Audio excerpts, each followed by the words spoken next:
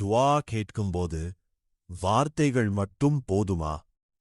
அல்லாஹுவிடம் துஆ கேட்கும்போது முதலில் அல்லாஹவை புகழுங்கள். பிறகு நபி அவர்கள் மீது ஸலவாத் சொல்லுங்கள்.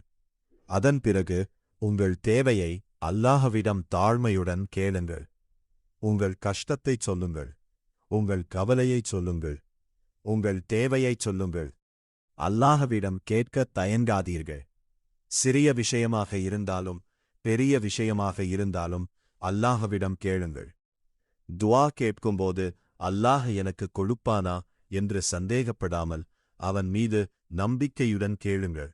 அதே நேரத்தில் பாவமான விஷயங்களுக்காகவோ உறவுகளை துண்டிப்பதற்காகவோ துஆ கேட்கக்கூடாது.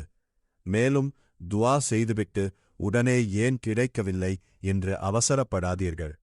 அல்லாஹ் நமக்கு எது சிறந்தது என்பதை நம்மைவிட நன்றாக அறிவான். நபி அவர்கள் கூறினார்கள், துஆ செய்யுங்கள், அது உங்களுக்கு பதிலளிக்கப்படும். எனவே துஆவை ஒருபோதும் விட்டுவிடாதீர்கள். இரவு தொழுகைக்குப் பிறகு சிரமமான நேரங்களில் மகிழ்ச்சியான நேரங்களிலும் அல்லாஹ்விடம் பேசுங்கள்.